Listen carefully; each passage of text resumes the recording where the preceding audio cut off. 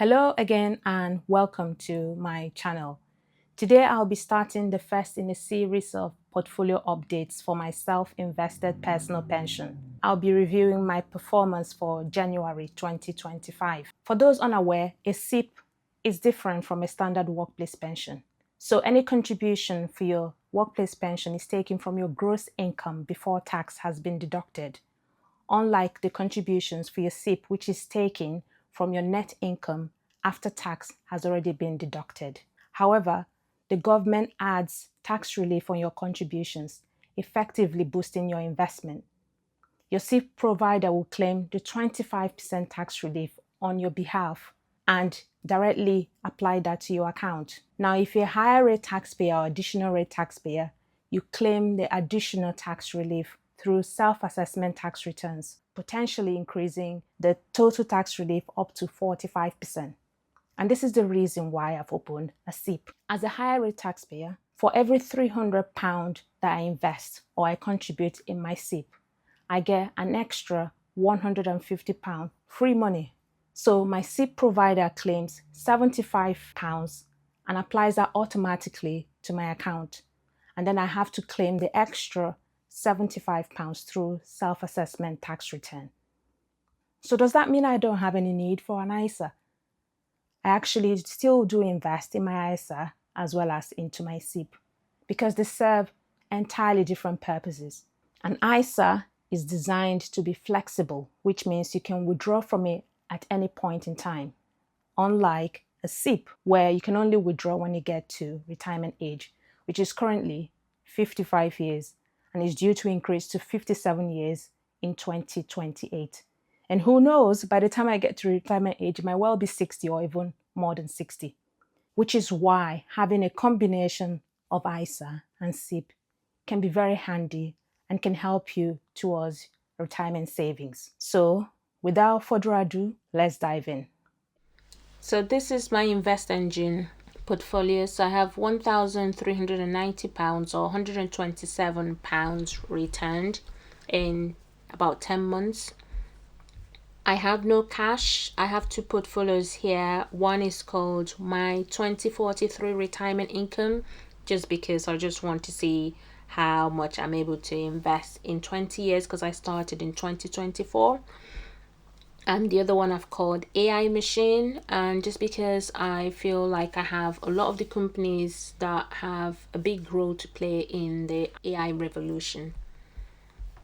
As you can see, I have £50 here, savings plan for each of them. So £50 gets automatically deposited into these portfolios, and InvestEngine will automatically invest in the ETFs that I have in each of the portfolios. So I've done things slightly different between both of them. So for the 2043 retirement income, the £50 goes in at the end of every month, whereas the AI machine goes in, the £50 goes in at the first of every month. So there's a little bit debate between whether you are able to make more returns if you invest at the start of the month versus at the end of the month. I guess we'll see over time. I think it's too early to actually call it, even though evidently AI machine has actually performed better so far compared to the 2043 retirement income. AI machine, actually I started it about 2 months after I started my 2043 retirement income, so that's why there is that difference in the money invested. Yeah, so just thought I'll just point that out as well. So let's go with the biggest one, which is my 2043 retirement income. So that's returned 17% to date compared to AI machine that's returned 24.07%. So what's in my 2043 retirement income? So I have 4 ETFs, but I just wanted to point out the expense ratio here is actually quite high, 0.3%.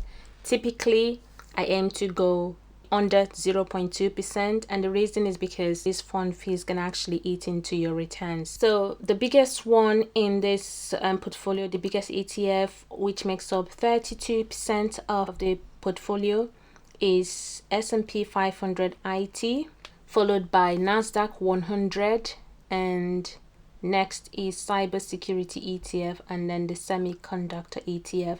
There is some rebalancing to be done when I get to the 1 year mark, because cybersecurity is clearly gone over the blueprint. So let's go into the first one.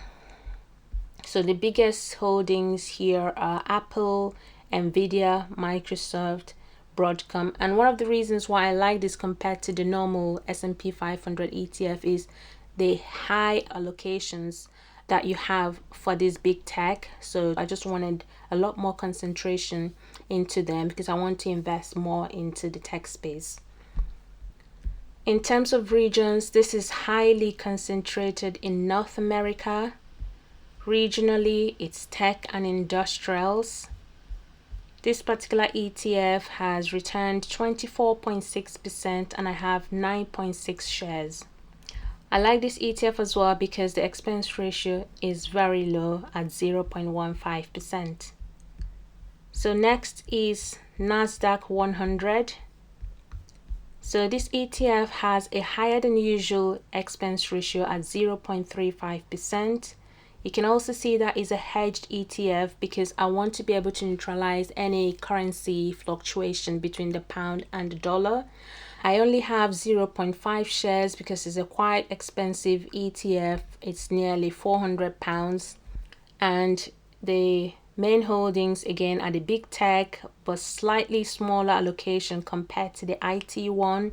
And one of the reasons why I got this as well is I wanted exposure outside tech as well. So you get it here with Costco and some other companies as well. Regional breakdown, again, heavily concentrated in North America. I'm not actually worried about this because as much as these companies are headquartered in America, they have global footprints. So if you think Apple, Microsoft, the big techs, even though they are headquartered in America, they are actually on their own diversified enough that I'm happy, and I don't really want to start investing in emerging markets. Sectors is tech, industrial, and some other sectors as well. So that leads us nicely to the third ETF here, which is VanEck Semiconductor.